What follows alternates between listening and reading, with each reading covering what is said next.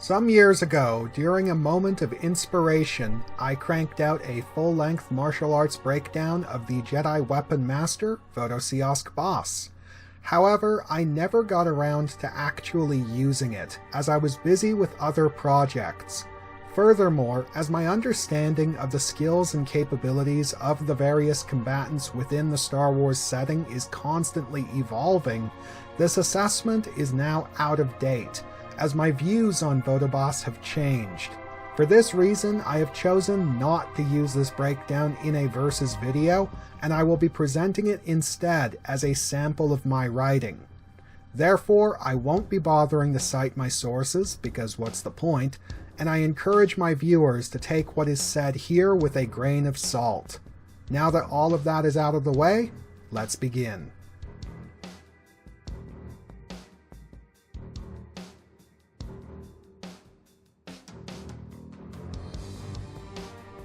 An esteemed martial artist, Vodo-Siosk Baas was one of the premier Jedi Weapon Masters and lightsaber instructors of his day. His emphasis on training the next generation did not make him a pure classroom academic who couldn't function in the real world, as he was in fact quite an experienced and pragmatic warrior, having spent years serving as the Jedi Watchman of Dantooine, then a rugged frontier world. Given these qualifications, it stands to reason that he was well versed in all of the Jedi fighting forms of his day. Jedi Weapon Masters were combat specialists who dedicated themselves to the study and use of alternative weaponry, in Baas's case a simple wooden quarterstaff. Imbued with the power of the Force in order to parry lightsaber blades, the staff provided Baas with a very unique set of advantages compared to other Jedi. At just under 2 meters in length, it provided vastly greater reach and leverage than the lightsaber, as well as more surface area for striking and parrying. It could be more easily used to subdue a target in a non-lethal manner, whereas a lightsaber was more likely to cut said target to ribbons, and when lethal force was called for, the empowerment allowed it to strike with sufficient force to shatter stone. Clearly designed to accommodate his unusual weapon, Baas's personal style was very simple and direct, though highly sophisticated. Dynamic yet efficient, he fought with blinding speed and pinpoint precision, and was an expert at undermining his opponents by striking at their balance points. Considering his extensive combat experience, he was obviously an expert at blast deflection and would have enjoyed a high level of effectiveness against multiple opponents and groups. While noted as a brilliant military strategist, his approach to single combat was much more straightforward, simply relying on pure martial skill to power through their defenses. However, the manner in which he applied his skills demonstrated his cunning, as well as showing the degree to which Exar Kun was influenced by his master. When it came to single combat, Jedi training was primarily intended to counter other lightsaber-wielding opponents, the assumption being that any other forms of weaponry would simply be destroyed by the lightsaber.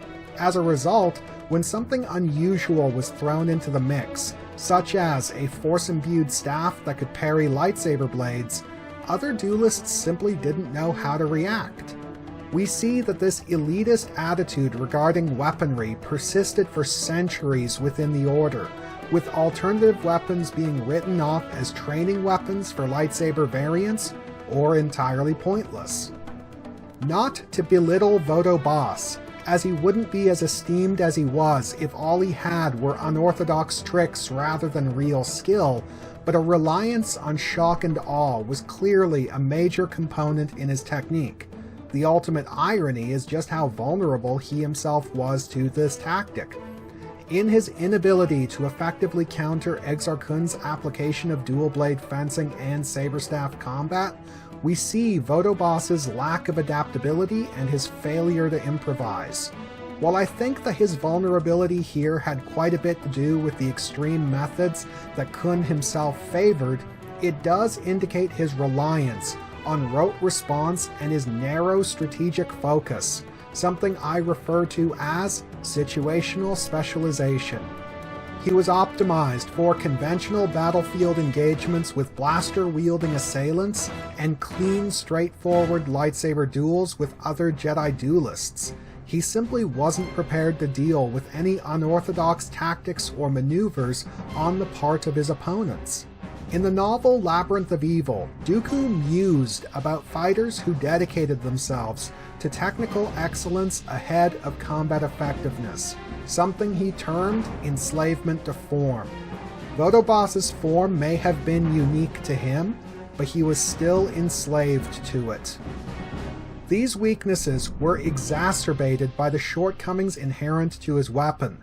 The quarterstaff was more versatile than the lightsaber, but less reliably lethal, and its relative lack of durability was a major concern.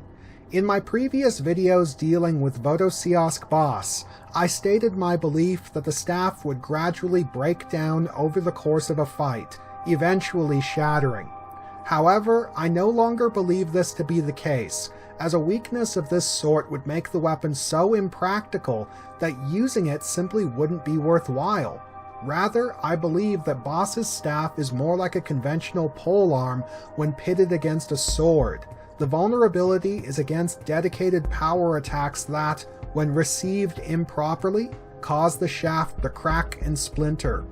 To be clear, cutting the head off of a spear is actually really difficult, and by this same token, cutting Baas's staff in half would also be really difficult, but the possibility still amounts to a serious weakness when pitted against lightsaber-wielding enemies. However, for all his shortcomings, Vodo Baas's accomplishments and capabilities are not to be overlooked. In his unorthodox approach, we see his refusal to play by conventional rules and uphold the status quo.